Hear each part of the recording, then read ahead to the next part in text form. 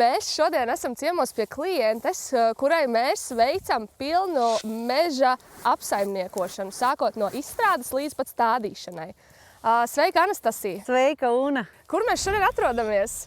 Mēs esam Ludzas novadā, Istras pagastā, zemē Ruķīši, kā nosauca mana vecmāmiņa. Kā tu nokļuvi līdz domai, ka tev ir jāsakopj savs mežs? Tā kā es dabūju to mežu savā īpašumā, es domāju ilgi, ko ar viņu darīt. Un tomēr mēs gribam kaut kā uz nākotni finansiāli būt stabilākam. Tad mēs 2020. gadā izdomājam, ka viņu ir jāsakopj. Pēc tam, kad mēs sakārtojam visus dokumentus un es dabūju zemes grāmatu, mēs ar vīru atbraucam uz šejienu paskatīties, kas vispār notiek. Mēs nezinājām, jo pat vecmāmiņa nezināja, kā izskatās šī zeme. Un tad mēs paskatījāmies, parunājām ar mežniekiem un pajautājām, kas jādara. Viņi teica, ka tagad jūs nevarat aiztikt to zemi, ir jāgaida līdz koki izaugs tur speciāli izmēra. Tad atgriežaties pēc 5 gadiem. Un tad pēc 5 gadiem vīrs man atgādināja, ka ir jādara kaut kas ar zemi. Un mēs, man liekas, runājam telefonu priekšā, un telefons sākā mēs Instagram un man uzreiz dažādas kompānijas. Pārsteigums, kur es sazvanīju, varbūt 3-4. Tad ir iepriekšēji kaut kāda neliela pieredze ar kaut kādām vēl citām firmām. Jā, ir. Bija tas pirmais screening, kā pateikt, ar ko es strādāšu tālāk, un bija zvani ar dažādām kompānijām, bet tava pieeja, kad tu ar manim runāji, kad tu man skaidroji, es biju pārliecināta, ka jūs esat profesionāli un palīdzēsiet mani tieši no A līdz Z visu uztaisīt, un lai es neuztraucos. Jo pieredzes man nebija. Tā ir mana pirmā pieredze ar mežu. Un vispār, ko mēs darījām tavā mežā? Tas kopējais procesiņš. Bija baigi superīgi, ka es biju, man liekas, 2 nedēļas pirms projekta dokumentu iesniegšanas procesa beigām, un es zināju par to projektu. Tad es pajautāju tev, vai mēs paspēsim. Un tu man teici droši, ka Anastasija, neuztraucāties, mēs paspēsim.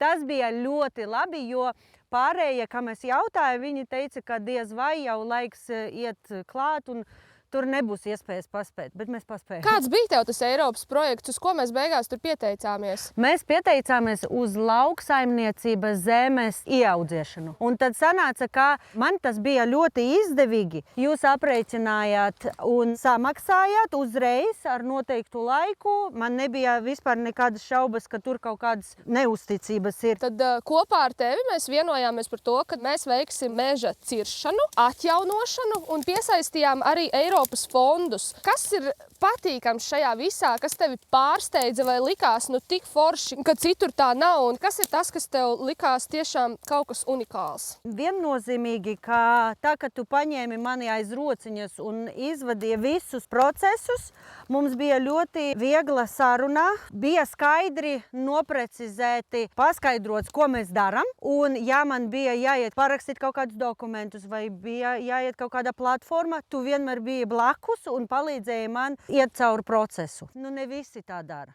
Visi saka, aizpild lūdzu anketi vai aizpild platformu, un tu seši un tu neko nezini, bet tu atceries, kā mums bija. Es tev sūtīju screenshotus, un kas jādara. Un Anastasija, šis. Tas bija baigi forši. Tātad mēs veicam pilnu meža apsaimniekošanas ciklu. Gan zāģējam, gan stādam un piesaistam arī Eiropas projektus. Kā jūs tagad jūtaties, kad zinat, kad mežs tiek apsaimniekots ilgtspējīgi un ar nākotni? Es jūtu, ka man tagad ir partneris, kurš man var vest uz visiem procesiem, kā es varu uzticēt arī varbūt citu ģimenes locekli vai draugu. Man patīk dalīties ar labām kompānijām un savas sociālās tīklas pastāstīju, ka ir tādi meža eksperti, kuri man palīdzēja, un es iesaku viņam turpināt darbu ar jums.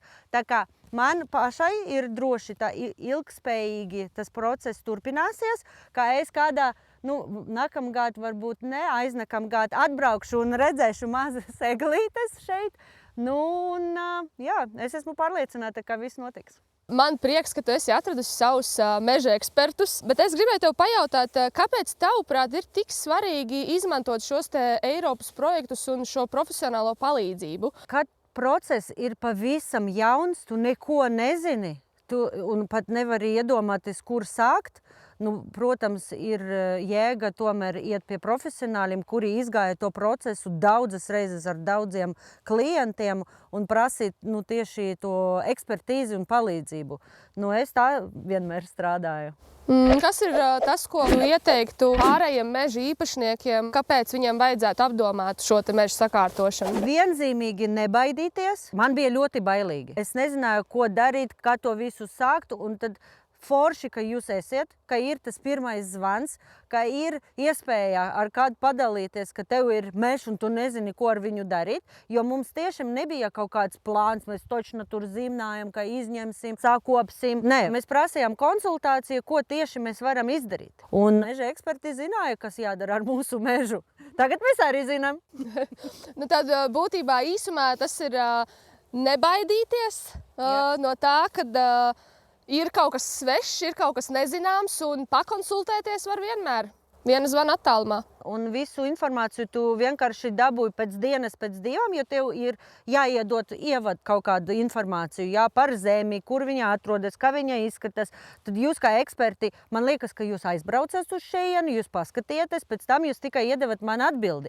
Tas arī bija baigi forši, ka es zināju, ka jūs tiešām kaut ko izdarījat. Beigās ir arī tas finansiālais kaut kāds aspekts. Tas tā kā arī viss pozitīvi. Jā, jo mēs tikām līdz 3 piedāvājumiem, un jūsu piedāvājums meža eksperti bija visaugstākais. Pēc tam, kad es ievadīju visus datus platformā ar jūsu palīdzību, es sapratu, ka man tas vēl izdevīgāk sanāk. Mana meža būs izstādīt 1 hektārs ar jūsu palīdzību un 1 ar palīdzību no projekta. Un tad man dod arī saprašanu, cik man tas izmaksās pēc tam. Man ir eksperti, kuri pēc tam man palīdzēs paskatīties, kas notiek. Vai tu iepazinies arī ar meža ekspertu sociālajām platformām? Jā, zini, ka man vajadzēja pārliecināties, ka es strādāju ar īstiem cilvēkiem, jo, zini, ļoti daudz skama tagad ir. Reklāmas, kas nāk Instagramā, es viņam nevienmēr ticu. Es atceros, es aizgāju uz mks.lv un tur aizpildīju informācijas lauciņu ar kontaktiem un dabūju zvanu. Jā, tieši tā, tas ir tieši tik vienkārši. Aizēju uz mks.lv mājaslapu un iedvesmojies no mūsu klientiem, lai saņemtu konsultāciju, kā sakopt savu mežu.